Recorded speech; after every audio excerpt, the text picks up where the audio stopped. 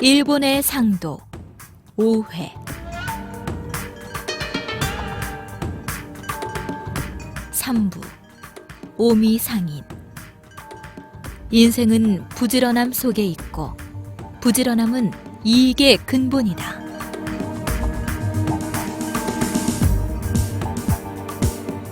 일장 행상의 진원지 오미.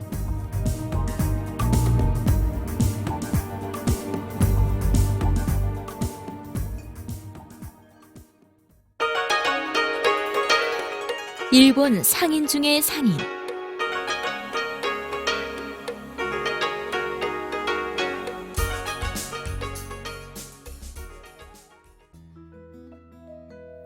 오미 상인이라면 일본 내에서도 지독한 장사꾼, 일본 상인 중의 상인으로 꼽힌다. 오미 상인은 약 1600년대부터 장사를 시작해 오늘날 도요타 자동차, 세이부 철도그룹, 다이마루 백화점, 니쇼이와이 그룹 외에 일본 유명 제약회사 등 일본을 대표하는 굴지의 대기업을 수도 없이 일으켰고 1900년대 초 다 쓰러져가는 스미토모 그룹을 일으키기도 했다. 오미 상인은 오미 하치만, 고카쇼, 히노, 히코네, 다카시마 등 5개 지역 출신 상인을 말한다. 오미 상인의 상징은 천칭봉이다. 어깨에 나무봉을 하나 올려매고 양쪽에 물건을 매달고 가는 것인데 그들은 배, 옷감, 약, 칠기 등을 지고 다니며 팔았다. 오미 상인을 일컫는 말 중에 천냥천칭이라는 말이 있다. 나무 막대기인 천칭봉 하나만 있으면 천냥의 돈을 벌 수 있다는 말로 그들의 불타는 상혼을 읽을 수 있는 말이다. 그들은 부지런하기로도 유명하다. 일본 전국의 나루나 포구에는 오미 행상에 발이 닿지 않는 곳이 없었고 해외까지 개척에 나섰다.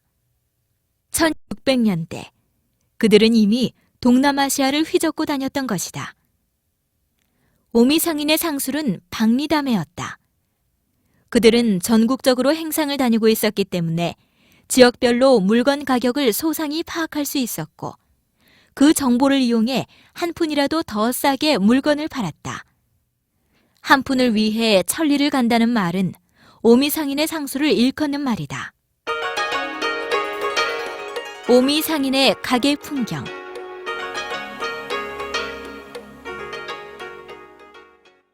오미 상인은 자신의 가게에 7개의 도구를 가지고 있었다. 첫 번째는 나침반이다. 멀리 행상을 떠날 때 길을 잃지 않기 위해서이다. 두 번째는 동전 묶음을 사용하기 편리하도록 꾸러미로 만들어 놓았는데 96개의 동전을 한 줄로 묶어 놓은 것이다. 96문의 동전은 100전으로 통용되었다. 세 번째는 대복장이라고 하는 격리장부인데 이 장부는 물건을 사고 파는 기록장일 뿐만 아니라 자신의 경영 상태를 한눈에 파악할 수 있도록 되어 있었다. 네 번째 도구는 삿갓이다. 언제 어디로 행상을 나가게 될지 모르기 때문에 늘 곁에는 뜨거운 햇빛을 가릴 수 있는 삿갓과 비옷이 있어야 했다. 다섯 번째는 항상 책상 위에 놓여있던 주판이다. 가게 주인이 계산을 할 때 주판을 사용하기도 했지만 영업사원들이 가게 물건을 팔러 나갈 때 오늘날의 전자계산기처럼 주판을 들고 나가기도 했다. 여섯 번째는 동전통이다. 가게 주인은 돈을 담기 위한 나무로 만든 동전통을 가지고 있었고 때로는 돈을 지키기 위해 동전통을 베고 자기도 했다. 일곱 번째는 양채칭이다. 양채칭이란 금이나 은의 무게를 달아볼 수 있는 일종의 저울인데 오미 상인들은 자신의 가게에서 전당포나 금융대부업, 환전상 등을 겸하고 있었다. 따라서 금을 가지고 돈을 빌리러 오는 사람들의 금이나 은의 무게를 재기 위해 양채칭을 늘 곁에 두었다.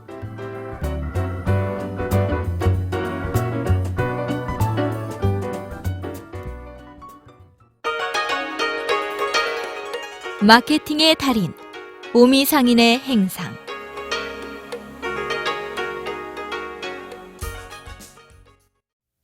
오미 상인의 영업 방식은 행상이다. 그들은 판매 활동 중에서도 가장 어렵다는 행상을 통해 상법을 배웠는데 전국 각지를 걸어 다니면서 그곳의 토산물이 무엇이고 어떤 것을 필요로 하는지 상품 정보를 적극적으로 수집했다. 예컨대 규슈에서는 모기가 많아 모기장이 품귀인데 비해 홋카이도는 모기가 없어 모기장이 안 팔릴 경우 규슈에는 모기장을 늘리고 홋카이도는 줄이는 식으로 수요와 공급을 조정했다. 오미 상인의 지점은 곧 물류 거점. 오미 상인은 행상으로 시작해 성공을 거듭하면 점포를 구입한다. 그러나 점포를 만들고 나서도 행상은 계속되었다. 오미 상인의 말 중에 삼리 사방에 가마솥밥을 먹는 장소에 점포를 내라는 말이 있는데 이는 시장이 형성되어 있는 곳에 점포를 내면 성공하고 거기서 성공하면 점포를 또 낸다는 뜻이다. 이렇게 해서 대점포를 지역사회 깊숙이 뿌리내리고 거기서 지역의 번영을 함께 도모했다. 오미 상인의 네트워크 활용, 데이슈쿠조.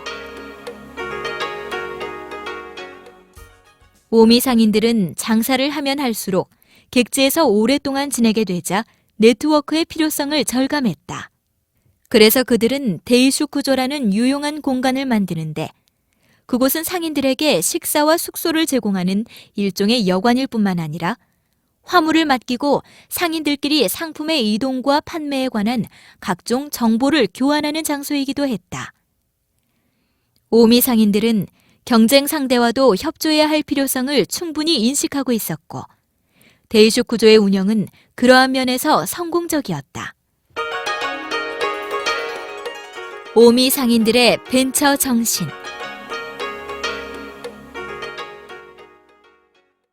검소하고 근면하면서도 아주 적은 이익만을 취해서 성공한 오미 상인의 진취적인 기상은 남달랐다. 1600년대 이미 홋카이도의 모기장을 팔러 다닌 니시키와 데네몬이라는 상인은 결단력과 실천력으로 누구도 따라올 수 없는 사업을 벌였다. 당시 홋카이도는 아이누족이 사는 원시의 땅이었지만 그는 그곳에서 사업을 벌일 정도로 개척 정신이 강했다. 여유 재산이 있다면 반드시 홋카이도에 투자하라는 그의 말은 300년 전 오미 상인의 벤처 정신을 상징적으로 말해준다. 불황 대책, 3분의 1의 시스템의 확립.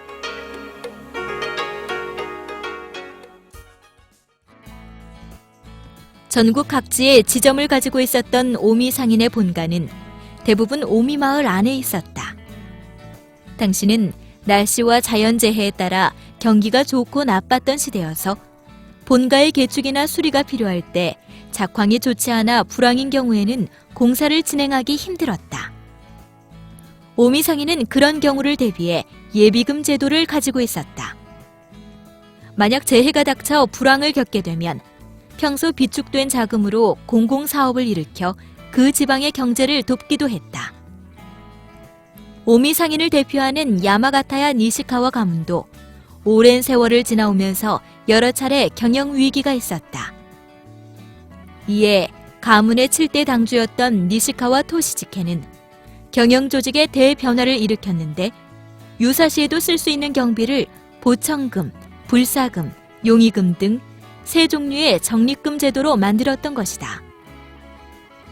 이들의 유비무환 자세는 오랜 기간 상업을 유지할 수 있었던 비결이기도 했다.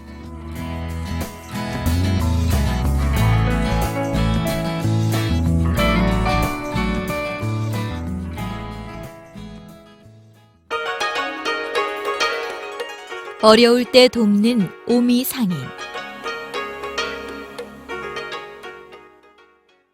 고카쇼 마을의 오세기 고로에모는 주요 거래처였던 가나자와 번에 돈을 빌려주었지만 그들의 형편이 어려워지자 차용증서를 찢어버렸다. 그는 차용증서를 찢어버리면서 우리가 돈을 못 받아 지금은 매우 어렵지만 이것이 언젠가 기회가 될 것이라고 말했다. 그러면서 그는 다른 지방의 상인들이 가나자와 번가의 거래를 꺼려할 때 대량의 상품을 대주며 가나자와 번으로부터 큰 환영을 받았다. 훗날 가나자와 번은 그의 고마움을 잊지 않고 신세를 크게 갚았다고 하니 이미 상인 오스기 고로에모는 멀리 보면 어려움은 한때라는 것을 알고 호의를 베풀었던 것이다.